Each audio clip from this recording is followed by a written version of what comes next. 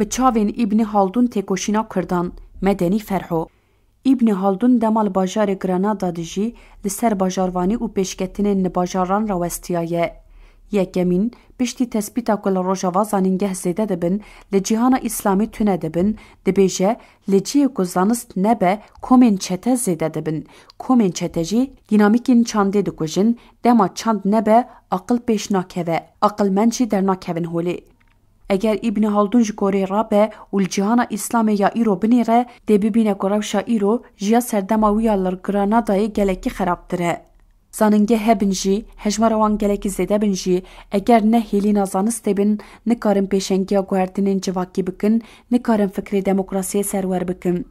Dê bibîne ku pêşketin guhertinên civakî tenê bi çêkirina recidansên 40-50 qatî çênabe. İbn Haldun dibêje, ol bandorê li bajaran û xelkê li bajaran dike, bajar jî bandorê li baweriyan dikin, bajarvanî bandorê li mîmariyê, mîmarî jî bandorê li heş û raman, li huner, siyasetê dike û hişmendiyeke nû derdixe holê.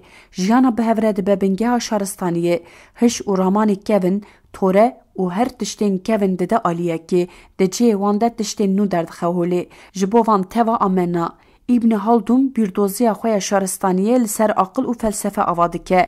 Li reva xwe ya ji ber hêzên Mogolî ji bîr dike. Dema ji ber Mogoliyan direve dibêje, desthilatdarî, atêşî û suzanın. Ev atêşê suzanî ya hêzên Mogolî mixabin bûye haveyîne hişmendiya desthilatdarên cîhana İslamî. Bi taybetî di mêjiyê paşayên îtîhat û terakî û mîratsadeyên wan de bûye hevîrê bixwîn. Nanê ji vî hevîrê têpijandin jî jehrî ye, nirxên olî berteref dike, gelan jî tune dike. Mixabin çanda camî cemaatê ji serdema navîn dûr ketiye û bi destê desthilatdarên heydût û çeteyên paramîlter bûne ciyê propagandaya netewperestiyê. Li ser mînberan jî şûr ji galan tê kişandin û gef li gelê misilban tê xwarin.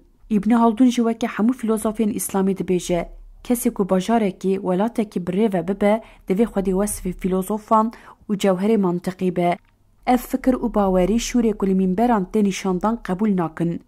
Ji bo ku ev feraset tune ye, zanîngeh nabin hêlîna zanistê, dibine dezgehên derxistina qirdik, melaq û pençikên vesifdanê.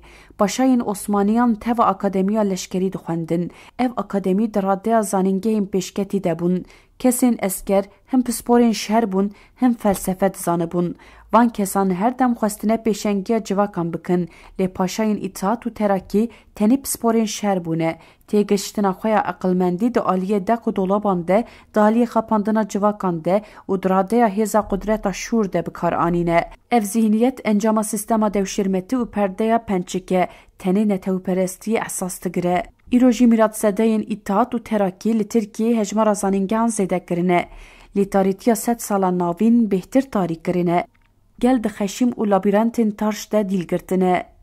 Mezinkirina bajarên Tirkiye û Bakurê Kurdistanê di pêşketinên trajîkomîk de ne, ji aliyekê ve gund xerab dikin, xelk koçber dikin, cih û warên wan jî daristan, çandinî, sewalkarî jî tune kirin.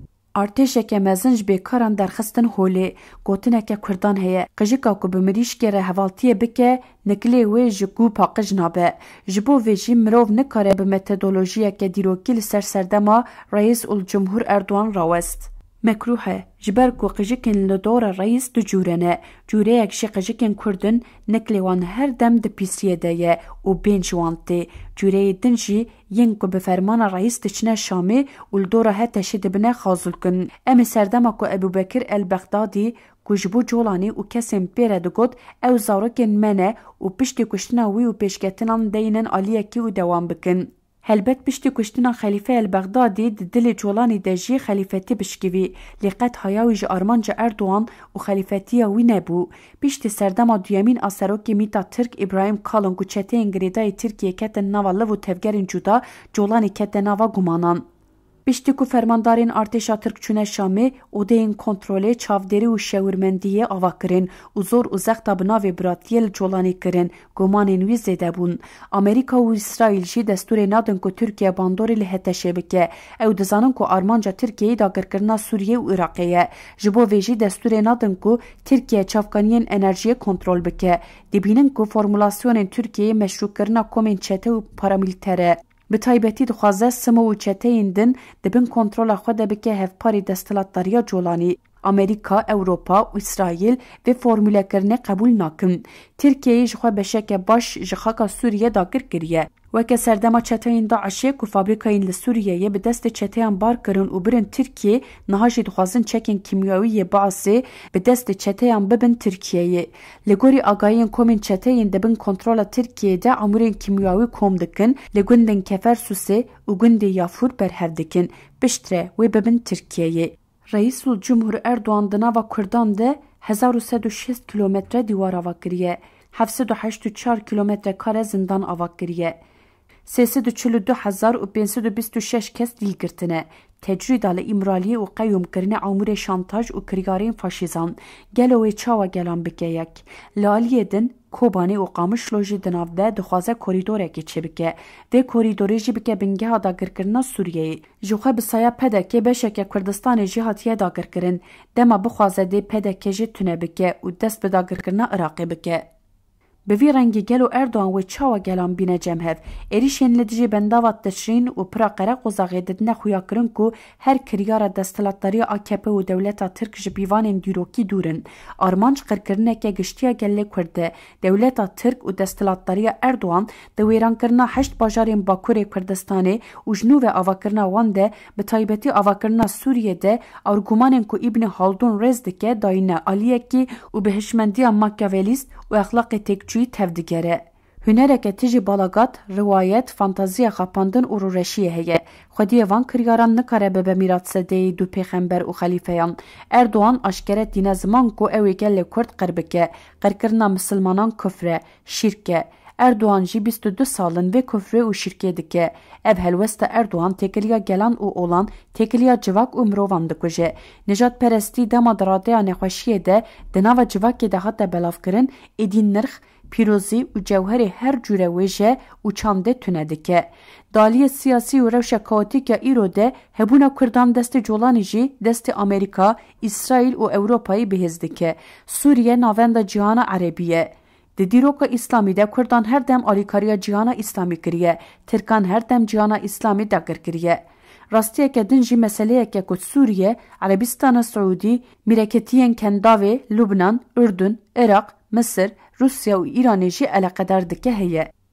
Hege Tirkiye, Sûriye û Iraqê dagir bike, tu dewletên Ereban xwe dibin ewilkariyê de nabînin. Berxwedana gelên Rojava Tirkiye kiriye nava sukût û hayalê. Gelek akademisyen û pisporên siyasî sistema Baasî diktator û zalim nîşan didin. Weke hevîrê bixwîn binav dikin. Cîhana Erebî dîsa jî ew sistem weke Ereb didîtin û qebûl dikirin. Heger Tirkiye û Erdoğan li Şamê desthilatdar bin, hevîrê bixwîn dê sînorên Sûriyê derbas bike. Nanê jehrê li tevayiya cîhana Ereb belav bike.